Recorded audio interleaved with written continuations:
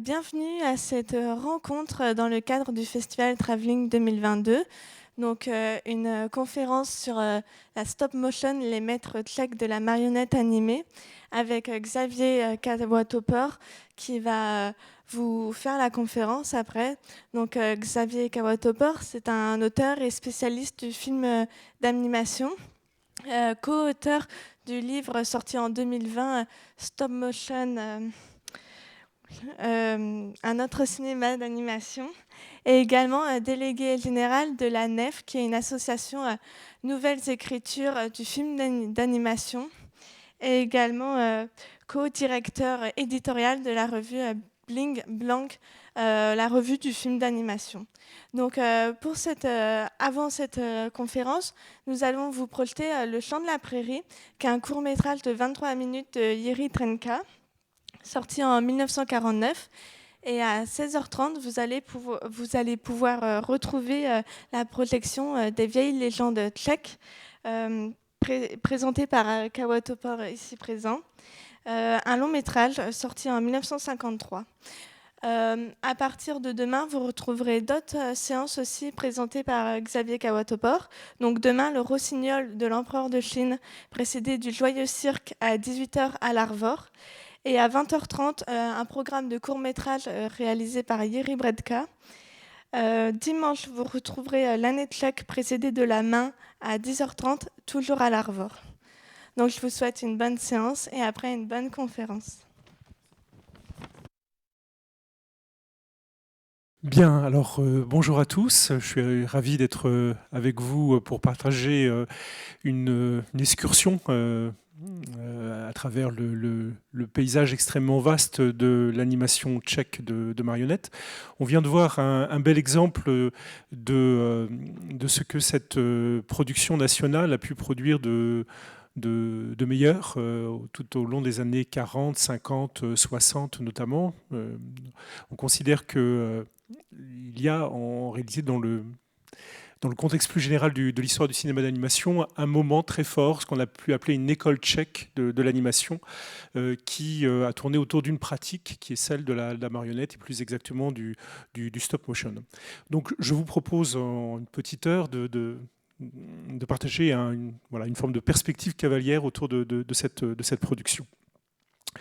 Je m'appuierai pour cet exposé sur un livre dont Maëlys a eu la gentillesse de parler tout à l'heure, que j'ai coécrit avec Philippe Moins, qui s'appelle Stop Motion, un autre cinéma d'animation, qui se veut l'ouvrage de référence, en tout cas l'ouvrage qui manquait, généraliste, pour faire un panorama et essayer de tenter de dresser un panorama général de ce sous-continent du cinéma. L'animation est encore extrêmement peu, l'histoire de l'animation est encore extrêmement peu explorée, notamment en France. Et je pense qu'il y a des étudiants dans la salle, je ne peux que les encourager à travailler dans ce domaine-là parce que tout est à faire. Alors, le stop motion, un autre cinéma d'animation, pourquoi ? Parce que c'est le stop motion, en fait, c'est un terme qui est à la mode aujourd'hui pour désigner une réalité plus ancienne qu'on a pu appeler sous le terme d'animation en volume, pour la distinguer du dessin animé, qui est une animation en 2 dimensions, et puis pour la distinguer aussi de l'image de synthèse en 3D, qui elle effectivement donne l'illusion du volume, mais qui se différencie du stop motion dans le fait que le stop motion c'est fait main. C'est donc un art vraiment qui borde l'artisanat, qui est un art fait main, un art éminemment matériel et qui est un art aussi de la manipulation, c'est-à-dire qui se base sur un rapport tactile de l'animateur avec les objets physiques qu'il a devant lui. Je le disais, c'est une technique ancienne qui en fait apparaît quasiment avec le cinéma. Et elle apparaît au départ comme un truc un peu plus élaboré du cinéma forain, je vais revenir dessus.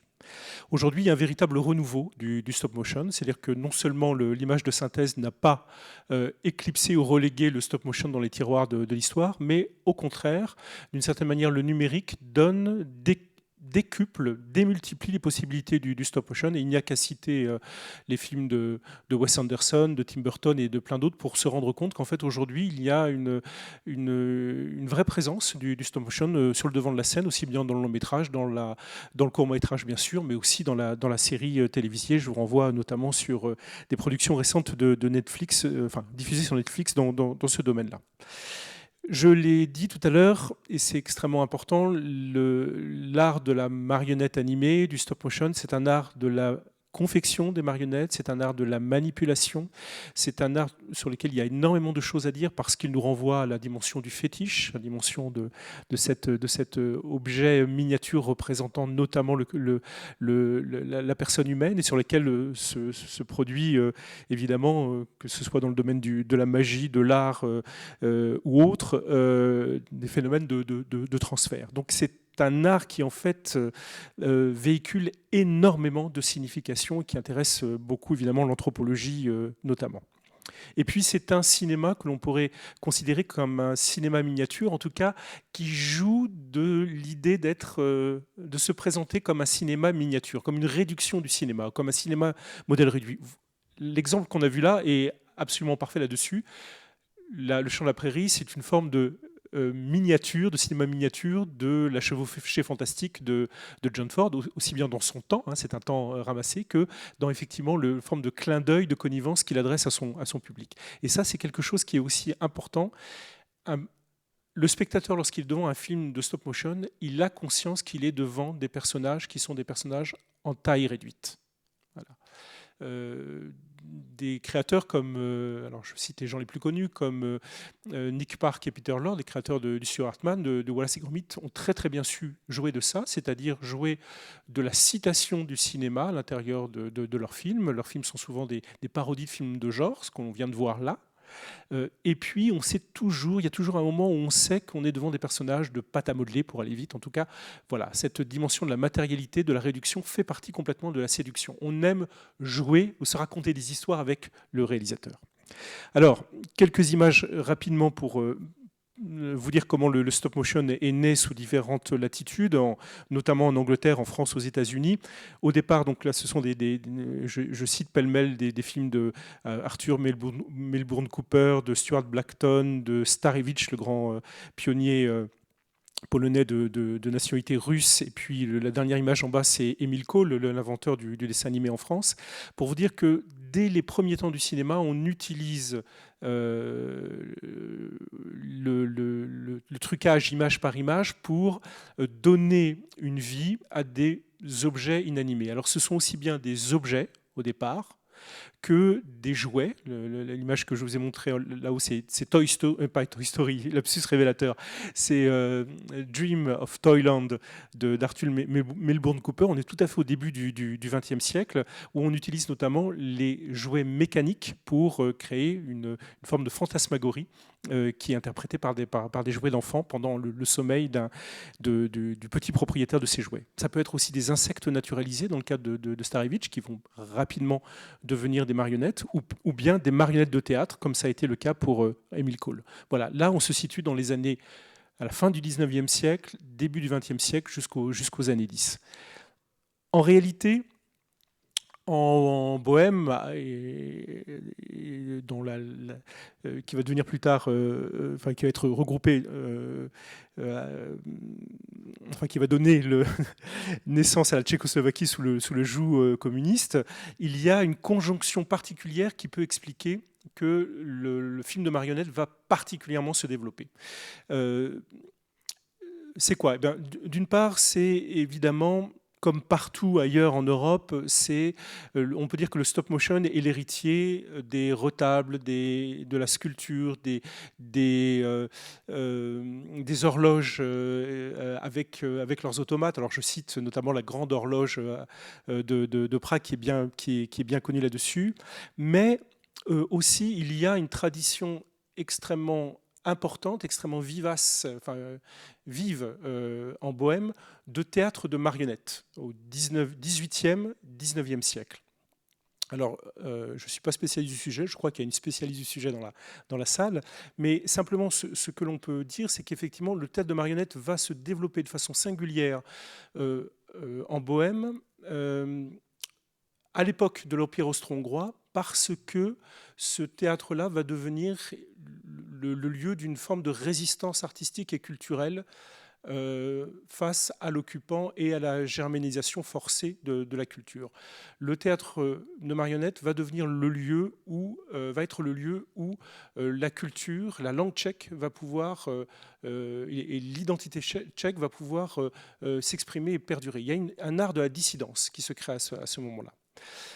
Et puis, autre incidence importante, notamment à Prague, il y a parmi j'en reparlerai à la fin de ma conférence, il y a parmi les grandes figures qui marquent l'imaginaire, notamment pragois, la figure du golem, donc de tradition juive évidemment, qui est sans doute l'un des motifs, et il y en a d'autres, qui va polémiser d'une certaine manière, en tout cas qui va influer une certaine idée une certaine poétique de ces personnages fétiches, golems, en tout cas personnages artificiels, auxquels l'homme confère la vie, une forme de vie. Bref, il y a un terreau tout à fait favorable. Les pionniers de l'animation tchèque, c'est un couple, Karel et Irène Dodal, qui au départ utilisent surtout le dessin animé à des fins publicitaires.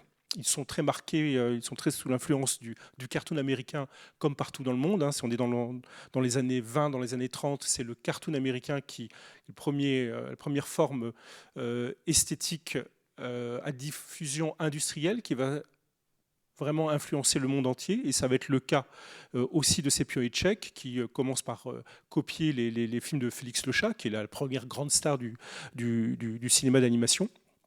Et puis progressivement, enfin, dans les années 30, Dodal, et Karel Dodal en tant que producteur, va faire une incursion dans le domaine de la marionnette animée en produisant ce premier film de 1936 où il utilise un personnage extrêmement célèbre du théâtre de marionnettes tchèque, donc de Josef Skupa, qui s'appelle Urvinek, qui est un personnage populaire du théâtre et dont il ambitionne de faire une forme de Mickey tchèque. Voilà.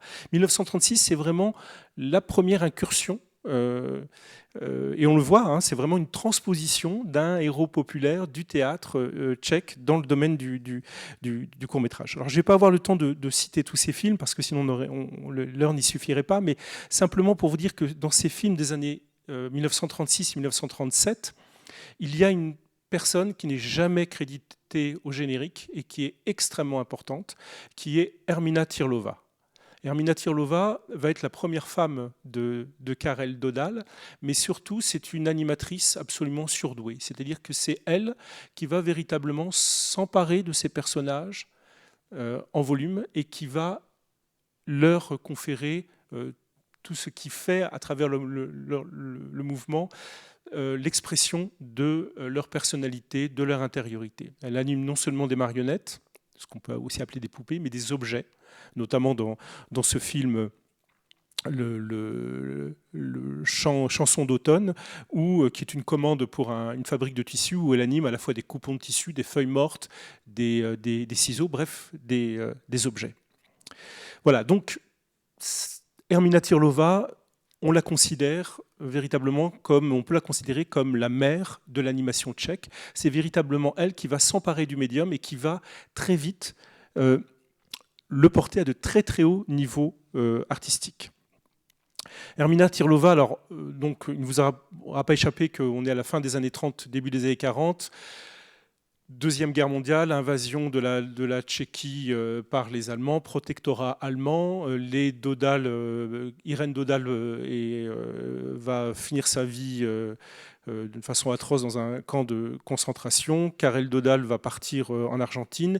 Ermina Tirlova reste en Tchéquie. Elle s'installe à Zlín, où un studio d'animation va se mettre en place.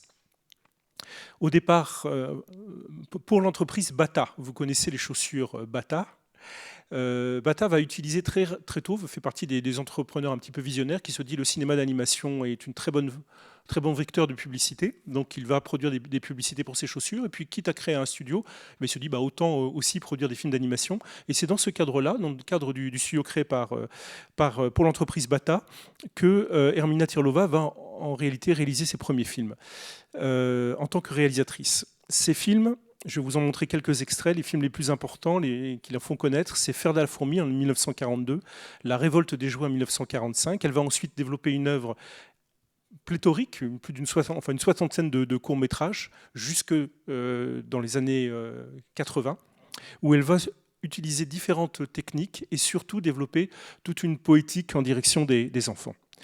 Voilà une image de Faire de la fourmi, la version 1942.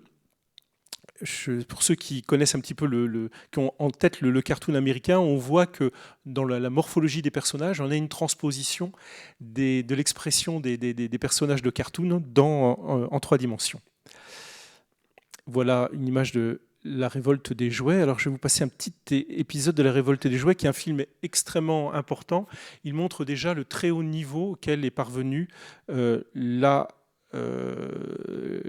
Hermina Tirlova et l'équipe de Zéline, le studio de Zéline, dans l'animation. 1945, on est à la fin de la Deuxième Guerre mondiale. Le film raconte la persécution que subit un fabricant de jouets qui est en proie à une persécution d'un officier nazi, mais heureusement, les jouets prennent vie et prennent sa défense et donc mettent hors d'état de nuire le SS.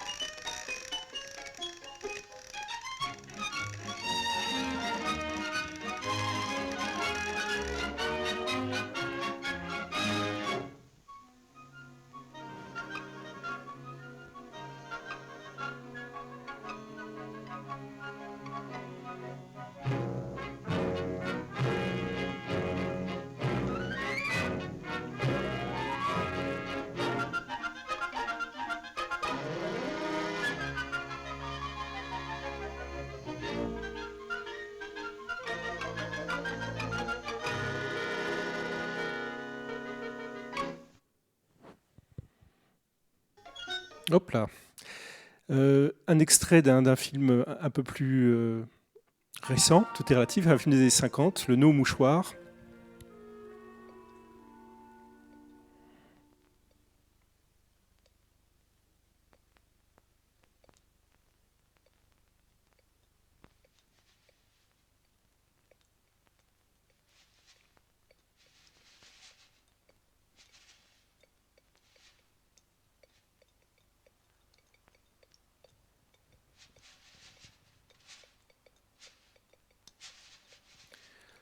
On voit bien comment, en fait, c'est l'animation, c'est l'art du mouvement qui crée, qui fait d'un objet plus banal un personnage avec sa personnalité propre.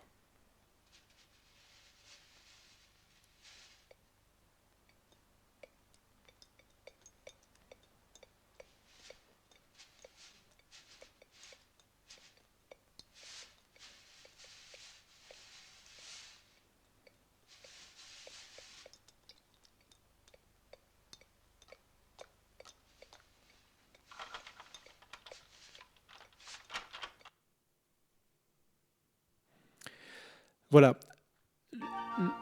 Un aspect important, donc voilà, d'autres films que je cite rapidement en images, un aspect important qui explique aussi, qui est assez paradoxal et qui explique aussi la fortune particulière de l'animation tchèque, mais de manière plus générale de l'animation dans les pays de l'Est sous la dictature soviétique, c'est que l'animation a bénéficié d'une certaine manière, je mets tout ça entre guillemets évidemment, d'une situation un petit peu particulière. C'est-à-dire que le régime soviétique va créer des studios d'État en salariant et en donnant des moyens aux réalisateurs d'animation de travailler, ce qui est totalement différent avec la situation beaucoup plus précaire que vivent les animateurs en Occident lorsqu'ils ne travaillent pas pour l'industrie disneyenne, dans le but justement de développer une production soviétique qui puisse être une alternative à la production de Disney. Donc c'est vraiment à portée idéologique. Mais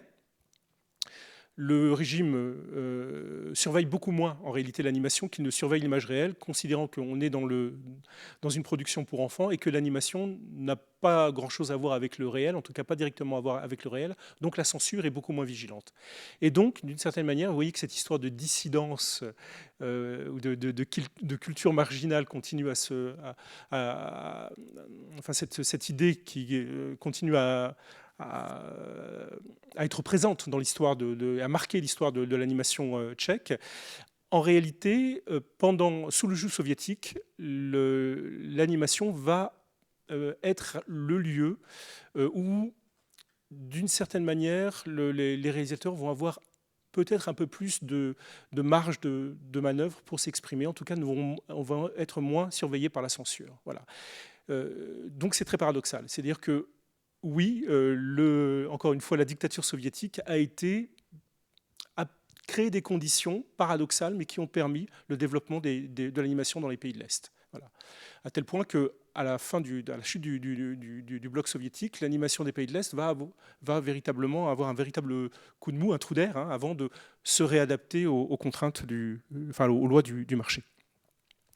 Alors, l'autre figure importante, il va falloir que j'aille beaucoup plus vite parce que il y aurait tellement de choses à dire, c'est Karel Zeman. Karel Zeman qu'on a pu appeler le Méliès tchèque, 1910-1989. Karel Zeman, lui aussi, passe par la publicité. Il va faire notamment des études en France. Il s'intéresse très tôt à la marionnette, qu'il pratique en amateur. Et puis, il fait ses débuts en tant que publicitaire précisément au studio de Zlin, dont je vous ai parlé. Et il va en fait apprendre son métier auprès d'Ermina Tirloa. Karel Zeman va être l'une des très grandes figures de l'animation tchèque. Son œuvre connaît 3 grandes périodes, je vais aller très très vite, mais vous avez une période 1945 à 1950 où il va réaliser essentiellement des courts-métrages dans un esprit qui est d'expérimentation, qui est un esprit permanent d'expérimentation, travail sur différentes techniques, le travail sur le montage, la réalisation cinématographique en tant que tel, travail sur le son. Il y a une deuxième période de sa carrière où il va se consacrer au long métrage en inventant un style particulier sur lequel je vais revenir, qui va lui valoir une reconnaissance internationale et le surnom de Méliès tchèque. Je vais revenir là-dessus. Et puis, troisième période, 71-80, qui est un retour à l'animation, et notamment à l'animation en 2D, et qui est très clairement un contre-coup, en tout cas moi je l'interprète comme ça, de l'écrasement du printemps de Prague, c'est-à-dire effectivement cette liberté entre guillemets, enfin ces marges de liberté qu'a pu connaître l'animation, évidemment elles sont toutes relatives, et après l'écrasement du printemps de Prague, les réalisateurs d'animation subissent, comme tous les autres, la répression, le retour de bâton, qui est celui de l'écrasement, encore une fois, du printemps de Prague. Son premier film, Rêve de Noël, en 1945, en fait, il reprend un projet fait par Ermina Tirlova au départ, qu'elle n'a pas pu mener à bien. Je vous montre une petite séquence parce que vous voyez tout de suite comment on a affaire à un réalisateur assez prodigieux dès son premier film.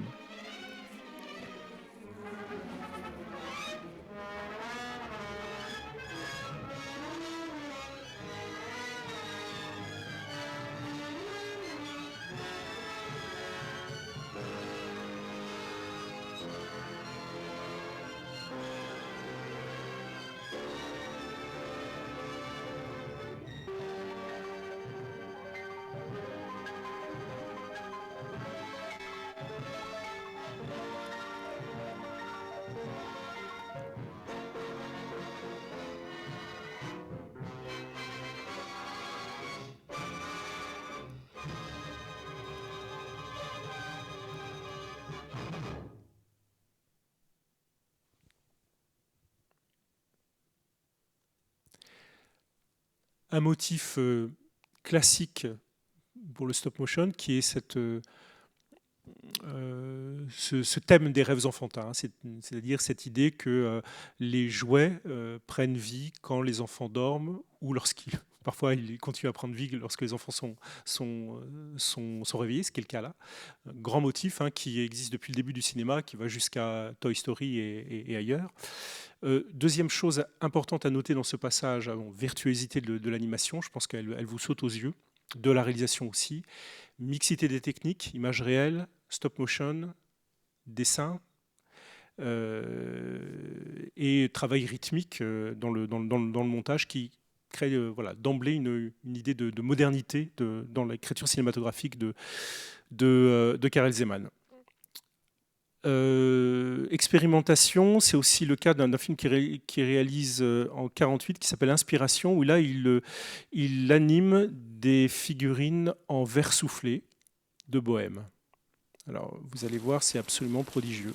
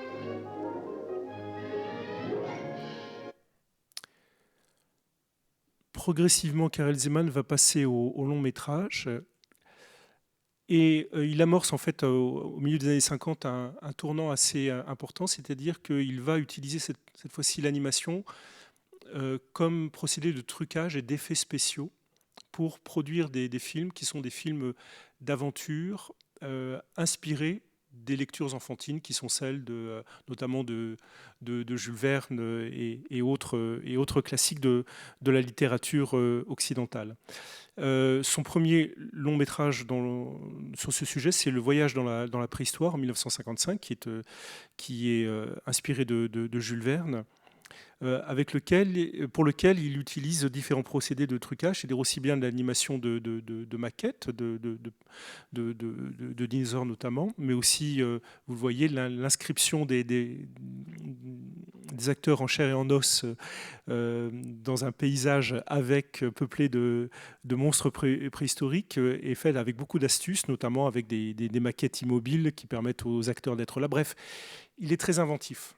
Il est très inventif. Alors, il n'est pas le premier à faire ça. Je renvoie à Willis O'Brien aux États-Unis avec King Kong, à Ray Harryhausen, etc. Mais il va développer une pratique tout à fait particulière qui commence par ce motif de film de préhistoire, d'une certaine manière, et qui va ensuite déborder très largement. Voilà la bande-annonce du film. Já a moji kamarádi jsme prožili nejkrásnější prázdniny. Podnikli jsme velikou výpravu až do pravěku. Halo! Halo! Pane Manu! Jsme tady dobře v pravěku? Tamhle na druhém břehu.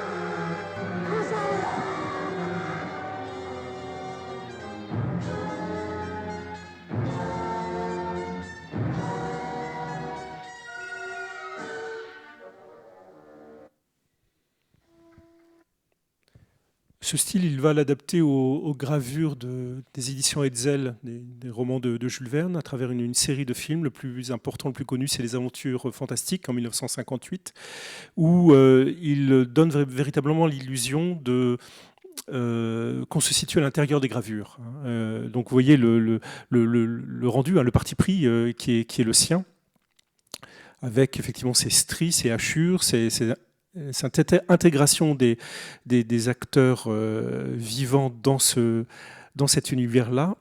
On parle de lui comme d'un Méliès tchèque à ce moment-là, parce qu'effectivement, son cinéma cite aussi bien, enfin, se fonde aussi bien sur les lectures d'enfance, sur ses souvenirs d'enfance, que on peut y voir aussi un hommage très clair au cinéma de Georges Méliès et au cinéma des premiers temps, à travers son esthétique, à travers ses motifs, à travers ses virages couleurs notamment. Donc là, vous avez par exemple, vous voyez de façon très claire, l'engin sous-marin créé par Zeman est un clin d'œil au 20 milieux sous les mers de Georges Méliès. Voilà Zeman avec sa maquette, avec une maquette du sous-marin en question. Voilà, d'autres films que l'on pourrait citer qui sont assez formidables aussi, Le Baron de Crac, avec le même système. Vous voyez donc les virages couleurs dont je vous parlais, ou les références au pochoir. Le voici sur son plateau de tournage. Donc tout ça se fait à Zlin, toujours, dans des conditions assez artisanales. Le studio de Zlin, c'est maximum 20 collaborateurs autour de Karel Zeman.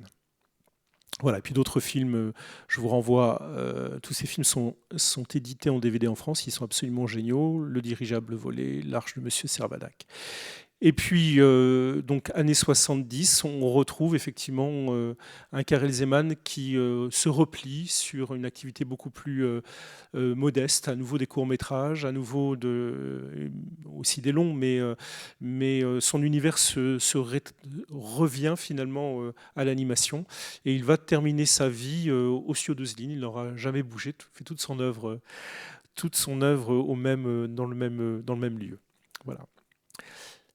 Alors, figure suivante, extrêmement importante, qui est peut-être la figure principale de l'histoire de l'animation tchèque en marionnette, c'est Jiří Trnka, dont on a vu le chant de la prairie tout à l'heure, qu'on considère véritablement comme le maître des marionnettes.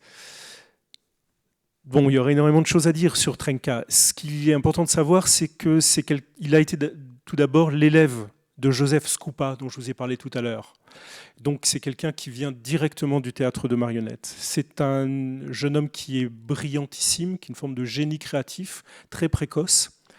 Il pratique le théâtre de marionnettes en amateur, mais il est aussi dessinateur, scénographe, sculpteur, peintre. On parle de lui comme une forme d'artiste de la Renaissance, c'est-à-dire artiste complet. Il est ambidextre, mais non seulement il est ambidextre, mais il est capable d'écrire d'un côté et d'illustrer avec l'autre main en même temps.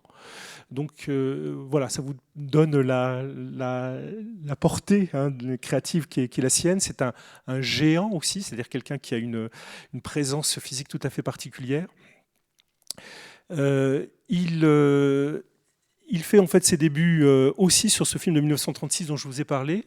Škupa lui demande d'adapter la marionnette de scène de son personnage pour en faire une marionnette de stop motion. C'est aussi au lendemain de la guerre, dans les dernières années de la guerre, les derniers mois de la guerre, qu'il fait ses débuts véritablement dans l'animation. D'abord en réalisant des dessins animés, il révolutionne l'art du dessin animé à travers une série de films absolument remarquables. Et en fait, il va mûrir assez rapidement l'idée ayant fait le tour du médium du dessin animé, de se pencher, de s'orienter vers la marionnette cinématographique.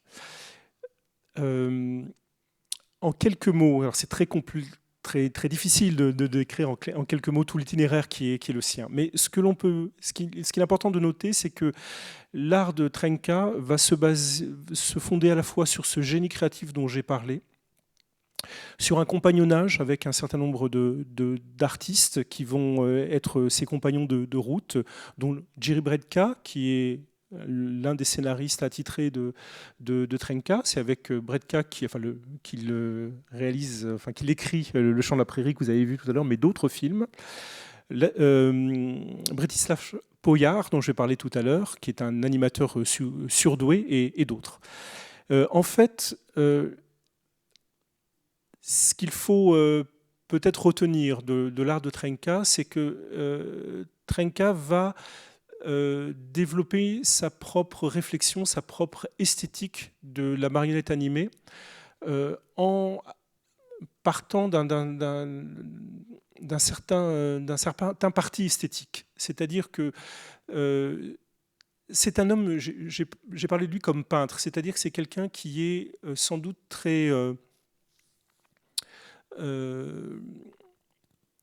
qui a une particulière affection pour la composition et la dimension statique d'une composition. Et ce qu'il reproche au dessin animé, c'est d'être toujours obligé d'être en mouvement. Et il se dit, la marionnette, et il l'écrit, le théorise, la marionnette est un endroit où on peut travailler en animation l'immobilité et le silence. Son parti pris va être le suivant. Il va créer des marionnettes qui ont très peu d'expressivité. Enfin, qui ont énormément d'expressivité, c'est pas ce que je veux dire, mais qui ont très peu de mobilité dans l'expression de leur visage. Il ne va pas utiliser des visages articulés, comme par exemple va le faire de façon extraordinaire Starevich. Il ne va pas non plus utiliser une autre technique qu'on appelle l'animation de substitution, qui permet de remplacer différents masques de personnages. Il va au contraire peindre sur les visages de ces personnages des expressions qui sont des expressions génériques, qui qualifient le personnage et auxquelles il va apporter des modulations par le jeu expressif de la marionnette, c'est-à-dire par son mouvement, par la mise en scène, par les éclairages. Alors, vous allez me dire, Le Chant de la Prairie, ce n'est pas tout à fait le cas. Oui, il y a un ou deux changements, il doit y avoir deux expressions de visage lorsque les personnages ne chantent pas et lorsqu'ils chantent. Mais on voit bien que c'est très peu poussé, c'est-à-dire que c'est vraiment, il y a deux expressions, et l'expressivité, le fait que l'on pense que ces personnages chantent et ne passe pas par ce qu'on appelle le lip sync, c'est-à-dire par l'envie, le désir de coller l'articulation des lèvres à ce qui est chanté. On voit bien qu'on est dans quelque chose de beaucoup plus libre à ce niveau-là. Et certains des films que vous connaissez, que vous allez pouvoir revoir dans le cadre de la perspective de Travelling, fonctionnent même sur certaines marionnettes n'ont qu'une expression, une expression générique. Il n'y a même pas ces deux expressions dont je vous parle. Voilà. Donc ça, c'est extrêmement important de le noter. Donc c'est une esthétique particulière qui va le faire travailler la lumière, qui va lui faire travailler le mouvement, de l'animation en tant que telle. Trenka est absolument éblouissant à suivre. C'est-à-dire que dès son premier film, L'année tchèque 1947, au départ, il fait un essai sur un court-métrage autour du thème de Bethléem, et puis comme ça fonctionne, il fait tout de suite un long-métrage. Son premier film en tant que tel, c'est un long-métrage en marionnette animée, c'est L'année tchèque. Tout de suite, c'est une forme de chef-d'œuvre. Il va ensuite développer un certain nombre de films qui, à chaque fois, correspondent à des enjeux esthétiques, des enjeux de recherche sur l'expressivité de la marionnette, sur les décors, sur le rythme, sur la composition musicale. Il va alterner aussi bien des courts-métrages que des longs-métrages. Son œuvre va en fait, à partir des années 50, connaître une reconnaissance internationale énorme, notamment la presse occidentale le célèbre Trenka comme un véritable génie. Je renvoie à des textes qu'ont pu écrire Jean Cocteau, Chris Marker, etc. Là-dessus, l'avant-garde, l'intelligentsia, les intellectuels occidentaux le reconnaissent. Ce qui va mettre Trenka dans une situation assez particulière. C'est un homme qui n'a sans doute pas beaucoup d'affection pour le régime autoritaire dictatorial qui est celui encore une fois de la Tchécoslovaquie communiste. Mais il se trouve en fait devoir endosser les habits de réalisateur officiel, de génie national d'une certaine manière, de valeur à l'exportation. Et donc toute son œuvre va consister à créer une forme de décalage, notamment dans le fait de se décaler de l'actualité pour ne pas laisser prise en fait à cette idée de faire une œuvre de propagande. Voilà. Et donc lorsqu'on regarde effectivement ce qu'il en résulte de ce travail de Trenka, alors oui, je crois que, je ne suis pas tchèque, mais si j'écoute et si je lis ce que disait Tchèque, c'est quelqu'un qui arrive qui se saisit de la question de l'identité tchèque, mais sans à aucun moment être assujetti à une vision officielle, politique de cette question-là. Voilà, alors quelques-uns de ces grands films, Le Rossignol et l'Empereur de Chine en 1948, Vieille légende tchèque que je vous invite vraiment à voir tout à l'heure, c'est un des films les plus extraordinaires de Trenka, notamment avec une séquence finale absolument incroyable, enfin, oui, pas tout à fait finale, mais une séquence qui est le monologue d'un prince, un monologue totalement shakespearien, qu'un prince qui doit prendre la tête de l'armée.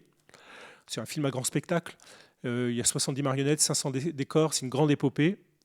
Elle vaut pour tout ça, mais elle vaut aussi pour ces moments complètement ahurissants où vous avez un personnage seul sur scène, pendant une séquence très longue, et on est dans tous les mouvements de son âme. Il doit prendre la tête de l'armée et il a peur. Voilà. Et la mise en scène de Trenka, l'animation de Bretislav Poyar fait qu'on ressent tous les tourments de cette âme, comme si on avait en face de nous un grand acteur shakespearien. Alors un petit extrait de ce film pour vous donner envie de le voir tout à l'heure.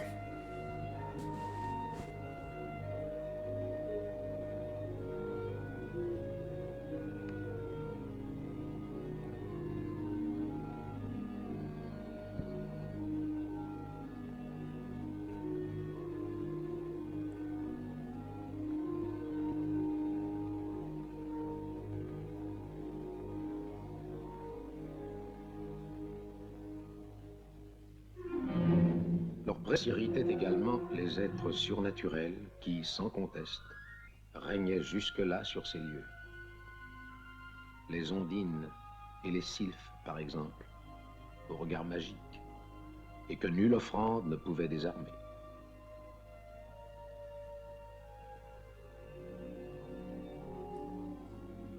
Pour châtier les imprudents qui troublaient leur domaine, elle les appelait,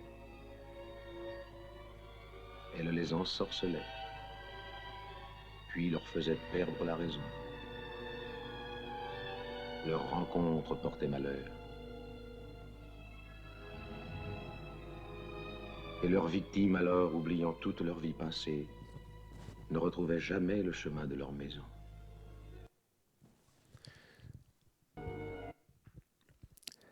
D'autres longs métrages vont suivre, que je cite rapidement: Le brave soldat Schweik, Le songe d'une nuit d'été, qui est un chef-d'œuvre absolu. Le dernier film de Jerry Trenka est un film très célèbre, il s'appelle La main. C'est un court-métrage.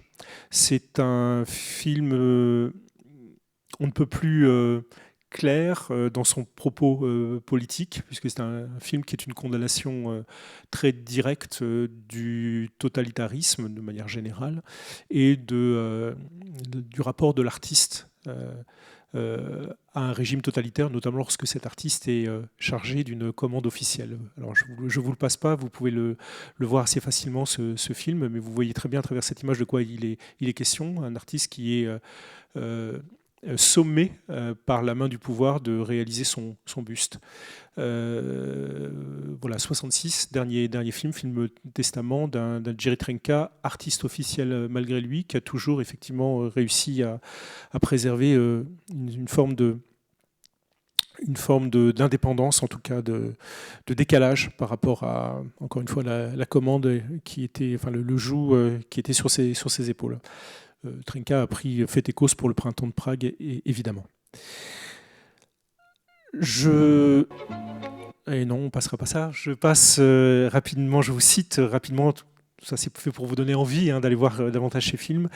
J'ai cité son nom tout à l'heure, Bretislav Poyar, et a été le grand animateur des films de Trenka. Je l'appelle l'hypnotiseur. J'utilise un terme que j'ai trouvé dans la bibliographie. Certains animateurs, effectivement, qui l'ont vu travailler, considéraient que Poyar hypnotisait, avait un rapport d'hypnose avec ces marionnettes. En tout cas, ce qui est clair, c'est qu'un personnage entre les mains de Trenka, de Poyar, accède à une telle illusion de vie qu'elle est totalement confondante. Je ne sais pas si vous vous en êtes rendu compte, j'aurais dû vous le dire avant, mais dans le chant de la prairie qu'on a vu tout à l'heure, le cavalier noir est animé par Poyar. Et notamment lorsqu'on le voit escalader le rocher, par moments, on est troublé. On se dit, attends, c'est une marionnette ou c'est un vrai personnage ? Voilà, alors lui aussi fait ses débuts dans le studio Prague Film, qui est le studio sous le joug nazi pour l'époque. À l'époque, il est l'animateur sur les dessins animés de Trenka, puis sur ses films de marionnettes. Et en 1952, il devient réalisateur tout en continuant à travailler avec Trenka. C'est pour ça que je parle de compagnonnage.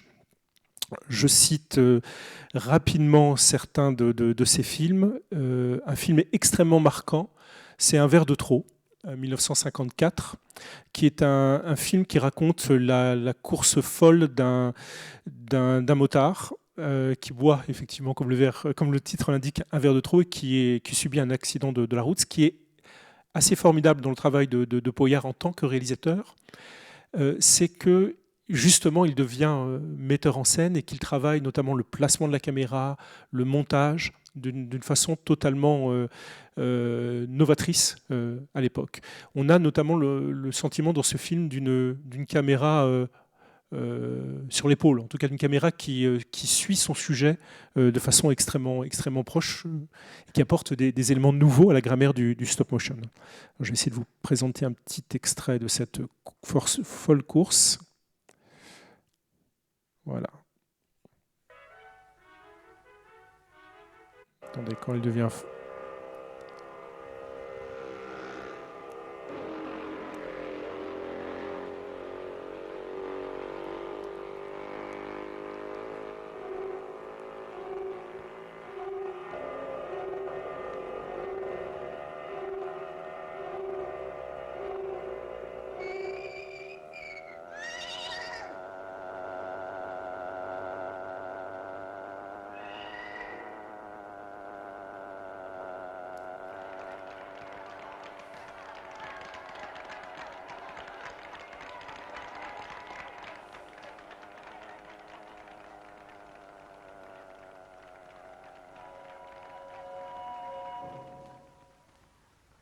Bon.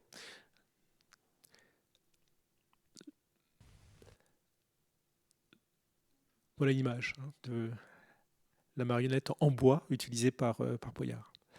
D'autres films vont suivre qui sont des véritables petits chefs-d'œuvre, plutôt dans le registre du film pour enfants, Le Petit Parapluie notamment, la série des oursons que je vous cite parce que Poyar va être l'inventeur aussi d'une marionnette tout à fait particulière qui sont les marionnettes en semi-relief, c'est-à-dire que ce sont des marionnettes à plat, en forme de ronde bosse d'une certaine manière. Voilà, toute l'œuvre de Poyar, en particulier même tardive, je sais qu'on l'estime moins, mais pour moi, toute la série des oursons, des chats, ce sont vraiment des films vraiment pleins d'inventivité, de poésie assez extraordinaire. On fait un petit clin d'œil à l'Asie pour dire que l'aura de l'école tchèque, notamment de l'école de Trenka, est telle qu'elle va essaimer partout dans le monde, et notamment en Asie, d'une part du côté de l'animation chinoise, qui va s'inspirer, lorsqu'elle utilise la marionnette animée, du modèle pragois, et puis d'autre part, il y aurait beaucoup de choses à dire, au Japon, notamment avec un des grands auteurs de la marionnette animée japonaise, qui est Kawamoto Keiichiro, qui va d'ailleurs faire le chemin de Prague pour se former là-bas. La grande leçon que tire Kawamoto de l'école pragoise, c'est à la fois la relation à la scène, C'est le cinéma de Kawamoto à avoir avec les formes traditionnelles du théâtre japonais. Et puis, et je viens de le dire aussi, la leçon, c'est évidemment de ne pas imiter une esthétique qui est propre à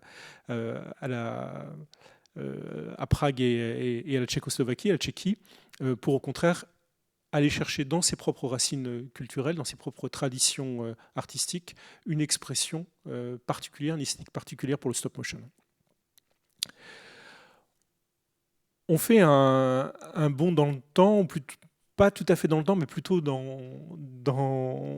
comment dire, on saute de l'autre côté de la barrière avec Jan Svankmajer, que l'on appelle souvent l'alchimiste de Prague, qui fait en réalité ses débuts dans les années 60, c'est-à-dire au moment où l'école d'animation de Trenka est à son apogée, mais qui est d'emblée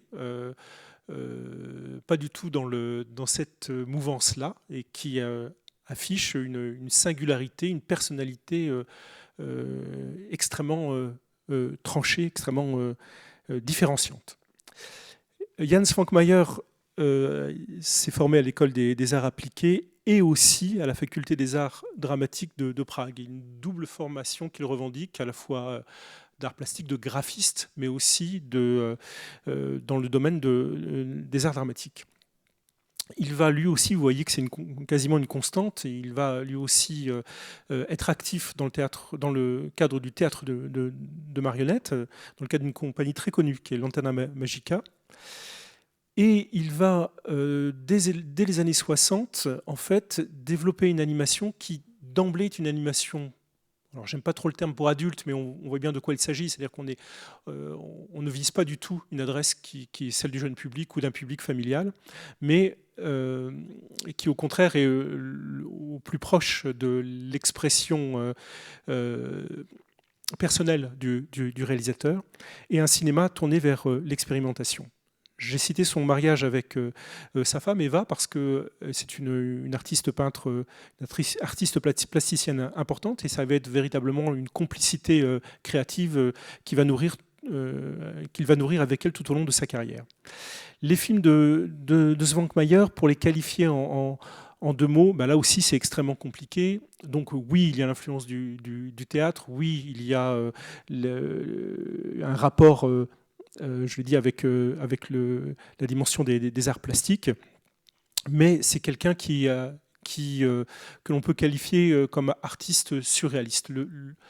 Le groupe surréaliste tchèque et pragois est en fait extrêmement important et vivant aujourd'hui encore, et en tout cas dans les années 70, il attire à lui en fait Jan Svankmajer, qui va donc être un membre actif avec sa femme de ce groupe surréaliste de Prague.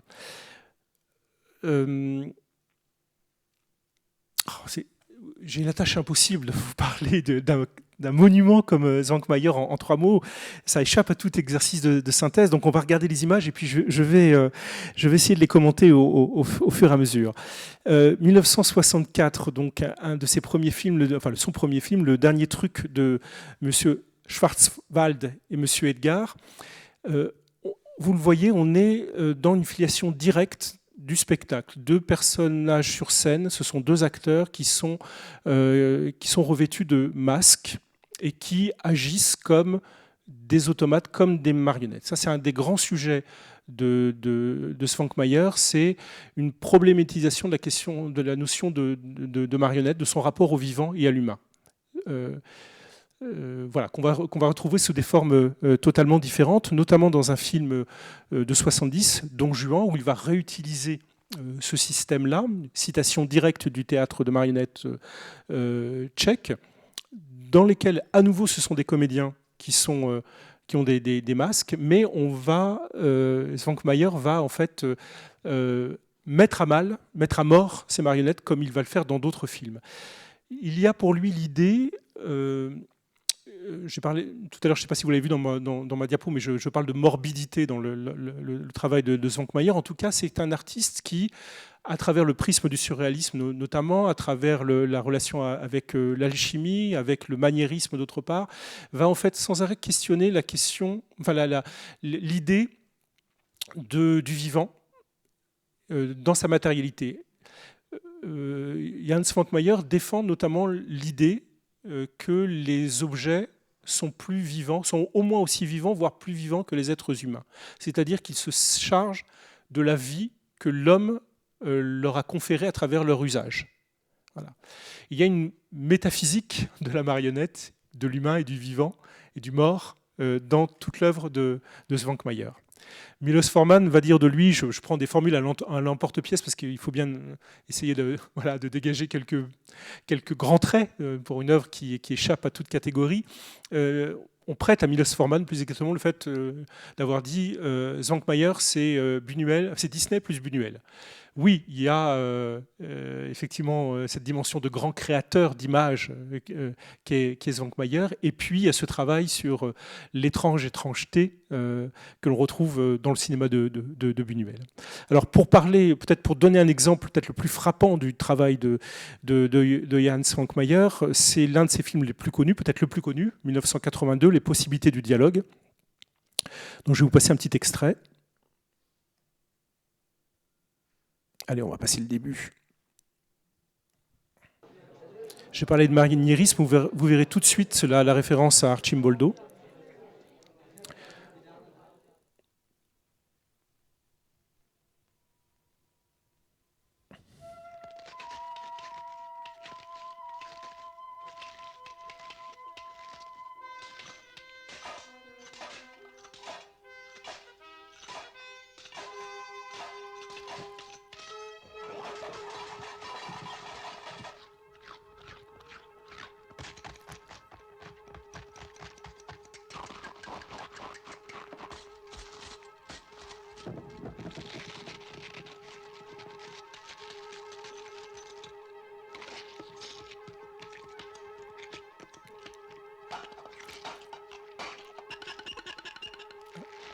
Alors, il y a plein de choses à dire dans l'extrait que l'on voit, le montage extrêmement nerveux qui est l'une des qui marque la patte de Svankmajer, ce travail sur les matières, ce travail sur la transmutation, pour ça qu'on parle d'alchimie des matières, de l'organique au mécanique à l'organique.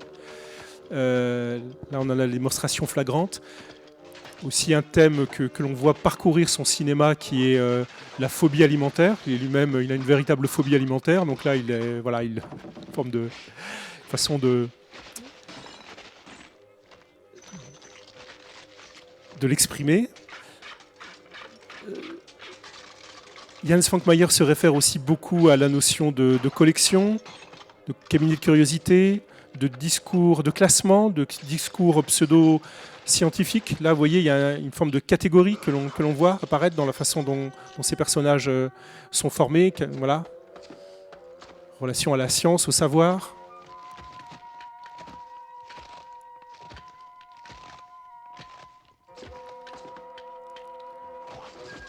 Et puis ce mal-être, ce dégoût que l'on peut aussi ressentir en voyant ces films.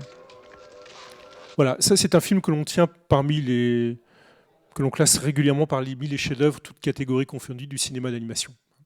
Donc si vous ne l'avez pas vu, je vous recommande plus que chaudement de le voir. Je cite simplement le premier long métrage de Jan Svankmajer, Alice, en 1988.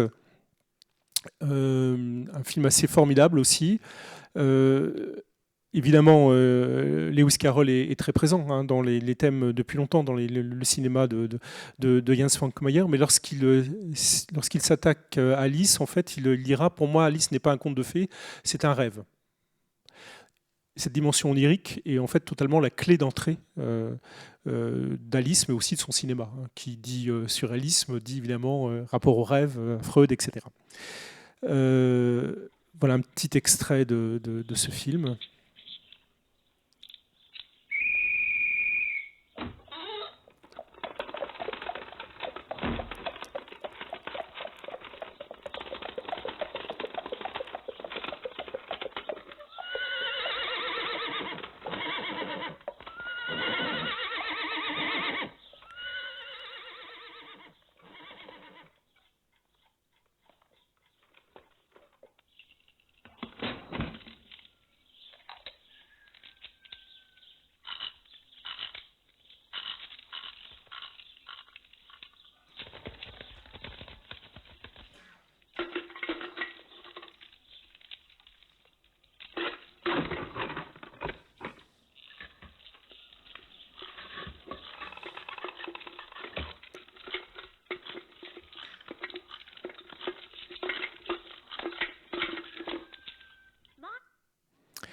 Voilà.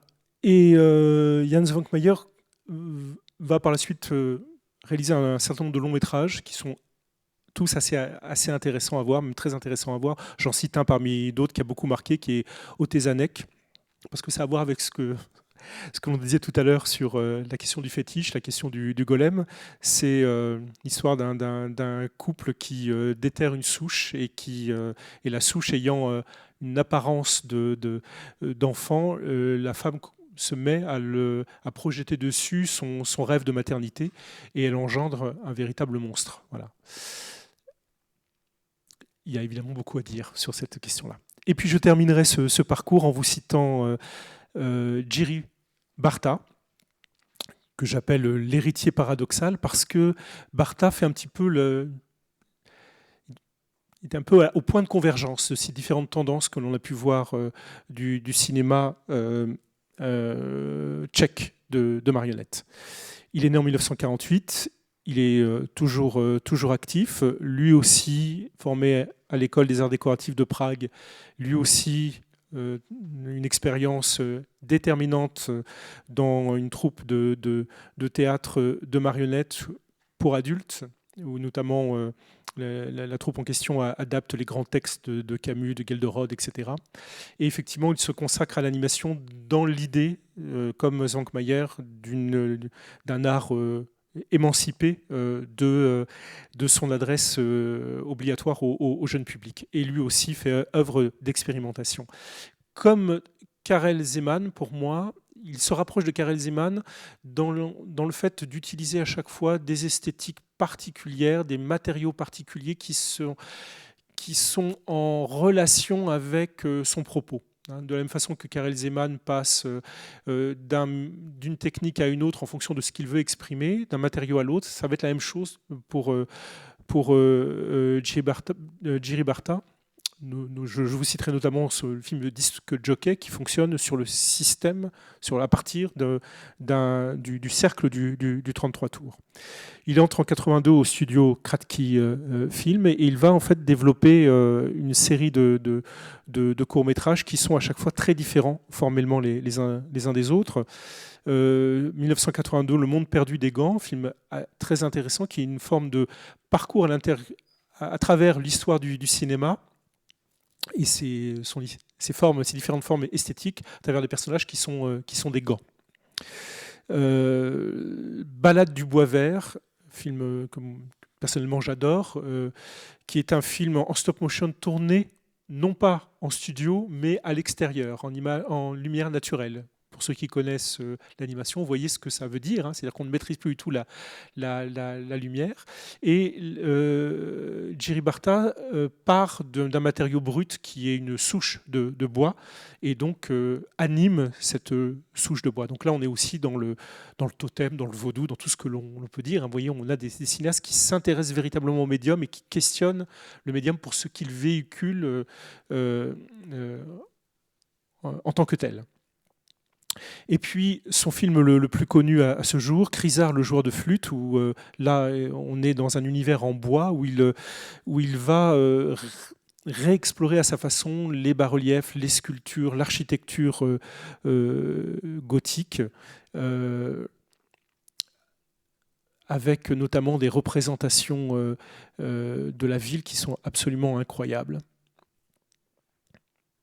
Voilà.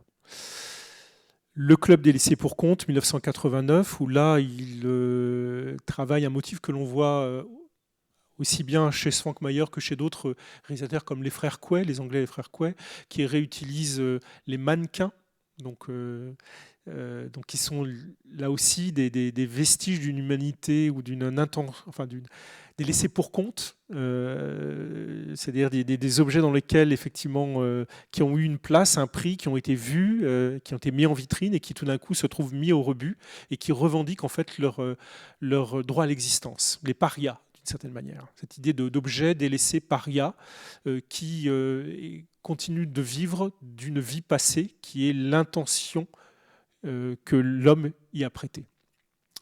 Le stop motion en soi une forme de nostalgie ontologique, une mélancolie plus exactement ontologique. Et puis en 2009, il va réaliser un long métrage, qui est un long métrage pour un public familial, mais dans lequel on retrouve malgré tout, là aussi, ce mal-être, cette étrangeté qui forme le travail enfin, l'esthétique de Bartha. Film vraiment intéressant à voir. Voilà, un autre film qu'on peut citer, 2013, Yuki Onna, La femme des neiges, où il utilise des plaques de cire sur lesquelles il projette notamment des scènes en images réelles. Et puis je terminerai par son grande œuvre, j'espère vraiment qu'il va réussir à en venir à bout. C'est un projet qu'il a commencé depuis 1987. Eh bien, c'est tout simplement Le Golem, d'après l'œuvre de Gustav Meyrink, qui n'a pas achevé aujourd'hui. C'est un projet extrêmement difficile pour lui à produire. C'est toute la difficulté de produire un long métrage d'animation pour adultes, échappant à toutes les normes dans le cadre d'un pays comme la Tchéquie. Mais c'est un film dont on peut voir et partager la bande, non pas la bande-annonce, mais le pilote. Donc je vais vous montrer quelques minutes. Hop là, c'est un petit peu avant. Voilà. De ce golem.